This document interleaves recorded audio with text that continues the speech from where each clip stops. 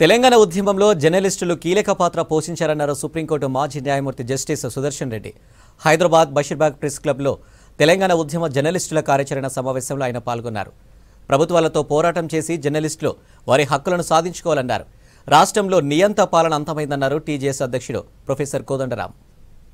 తల్లిదండ్రులు కావాలని మీ కలను సాకారం చేసుకోండి. ఓఎస్ఎస్ ఫర్టిలిటీ వారి తక్కువ ధర సంతానోత్పత్తి చికిత్సతో అపాయింట్మెంట్స్ కొరకు కాల్ చేయండి 7825893699.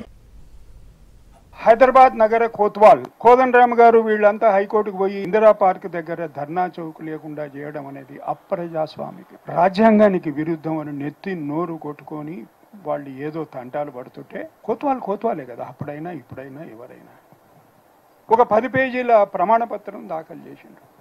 అక్కడ ఎందుకు ఉండకూడదు ధర్నా చౌక్, దానివల్ల వచ్చేటువంటి ప్రమాదం ఏమిటి, దానివల్ల జరిగేటువంటి నష్టాలు ఏమిటి, ప్రజలకు జరిగే అసౌకర్యం ఏమిటి, ఆ ప్రమాణ పత్రం నా దగ్గర ఉంది. అదే కోత్వాల్ ఇప్పుడు ఏమంటున్నాడంటే తెలంగాణ ప్రజలను ఆహ్వానిస్తున్నాడు ఆయన, మీరు ఎప్పుడొస్తారు ధర్నాకి ఇక్కడికి. అర్థమైందనుకో. ఏమొచ్చింది దీనివల్ల? మీ జీతం పెరగలే, మీకు పూట భోజనం ఎవరన్నా ఎక్స్ట్రా ఇస్తామని చెప్తలేరు, మీరు చేసిన అప్పులు తీర్స్తామని చెప్తలేరు. అది స్వేచ్ఛకు ఉండేటువంటి ప్రాముఖ్యత. మాకు ఏమో భోజనం కావాలి, కానీ భోజనం ఇస్తాను మాట్లాడకుండా ఉండండి అంటే తెలంగాణ సమాజం ఒక్క నిమిషం కూడా ఈ విషయాన్ని అప్పటి ప్రభుత్వాలు, ఇప్పటి ప్రభుత్వాలు, రాబోయే ప్రభుత్వాలు అందరూ ఎప్పుడు గోడ మీద రాసుకొని పెట్టుకోవాలి. ఎందుకంటే అది నిత్యం సత్యం. అసలు నిరంకుశత్వం ఎన్ని రూపాల్లో ఉంటుంది అనేది మనకి ఇప్పుడు ఇంకా అర్థం కాలేదు. రోజుకొకరు బయట పెడుతూనే ఉన్నారు. నేను సెక్రటేరియట్ పోతే ఆ ఉద్యోగుల్లో ఉన్నటువంటి ఉత్సాహాన్ని చూస్తే నాకే సంబరం అనిపించింది. అరే, ఈ ఓటమి వెనుక ఈ ఓటమికి ఇంత ప్రత్యేకత ఉంది అనేది అప్పటిదాకా అర్థం కాలేదు.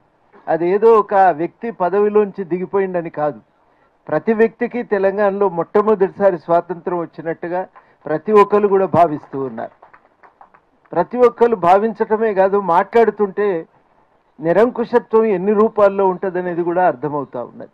ఒకళ్ళేమో మా యూనియన్ నాయకుడు మారితే చాలని, సమయం వచ్చినప్పుడు గట్టిగా నిలబడలేకపోయినాం కదా, ఇప్పుడన్నా ఏదన్నా చేద్దామని రకరకాల రూపాల్లో వ్యక్తీకరణ, రకరకాల పద్ధతుల్లో ఒక ప్రత్యామ్నాయం కోసం ఒక ప్రయత్నం. ఆ సందర్భంలో ఈ సమావేశం జరుగుతున్నది. అందుకని మనం కూడా గుర్తుపెట్టుకోవాల్సింది ఏంటంటే ఇప్పుడు ఒక చాలా కీలకమైన పాత్ర ఉంది. నిజంగానే ఎన్ని రూపాల్లో అణచివేత నడిచింది, ఎన్ని రకాలుగా సమిష్టి వనరులను కొల్లగొట్టిండ్రు, ఎన్ని రకాలుగా ఇవాళ ప్రత్యామ్నాయాలను వెతుకుతున్నాం.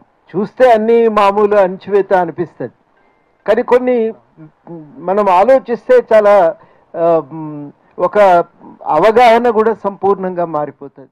మనకు 10 సంవత్సరాల తెలంగాణ రాష్ట్రం చాలా నిరుత్సాహం కలిగించింది. జర్నలిస్టులో కూడా ఉద్యమ స్ఫూర్తి కొంచెం కొరబడింది. ఆశతో ఉన్నాం ఏదైనా జరుగుతుందని, ఏదైనా చేస్తారని. ఇంకోసారి దిగ్భ్రాంతిలో కూడా ఉన్నాం, ఒక షాక్ లో కూడా ఉన్నాం. జర్నలిస్టులకు ఉద్యోగ భద్రత లేదంటే ఒక భవిష్యత్తుకు సంబంధించిన ఆధారం, వాళ్ళకి తెలంగాణ ఉద్యమంలో పాల్గొన్న వాళ్ళగా లభించవలసిన గుర్తింపు, ప్రయోజనాలు ఏమైనా ఉంటే ప్రయోజనాలు, వీటి కోసం కూడా మనందరం పనిచేయాల్సిన అవసరం, మాట్లాడాల్సిన అవసరం ఉంది. నేను ఇందులోకి వచ్చి ఈ పాత్రలోకి వచ్చి 30 ఏళ్ళు అయింది, అవతల పాత్ర వదిలి 30 ఏళ్ళు అయింది. మడిమ తిప్పలేదు. ఇతర సంఘాల్లో ఉన్నప్పుడు కానీ, సింగరేణి బచావ్ అని ఉద్యమించిన సందర్భం కానీ, ఎవ్రీ సందర్భంలోనూ మేము సార్ వెంట ఉన్నాం, సార్ మాకు మార్గదర్శనం చేసిండు. ఇవాళ ఇంత గలీజు ముఖ్యమంత్రిని, అవతల ఏదైతే వదిలిపెట్టిపోయిన మనిషిని, ఇంత గలీజు వ్యక్తిని మాత్రం నేను నా జీవితంలో చూడలేదు. నేను చాలామంది మేము బయట ఉద్యమం సందర్భంలో చాలామందిని కలిసినాం, వైఎస్ రాజశేఖర రెడ్డిని కలిసినాం, ఇట్లా చాలామందిని కలిసినాం. ఆ గడీలు మూసి తలుపులు మూసి ఉద్యమం టైంలో ఏమైంది, రెహమాన్ భాయ్, మునీర్ భాయ్ ఏంది, అదేంది, అక్కడేమి నడుస్తుంది, ఇక్కడేమి నడుస్తుంది, సింగరేణి అంటే ఏంది, ఈ బొగ్గుబాయ్ అంటే ఏంది, ఈ కార్మికులు అంటే ఏంది, వాళ్ళంటే ఏంది, వీళ్ళంటే ఏంది, కోదండరామ్ గారు ఇదంటే ఏంది, అదంటే ఏంది, చెప్పండి, చేయండి, మీరు అది పోండి, ఇటు పోండి. ఆయనను మనం ఇది చేద్దామా? అంతకంటే బేకారుగాడు. చెప్పద్దు, వనద్దు, తప్పు కావచ్చు, కానీ మండిపోతాడు.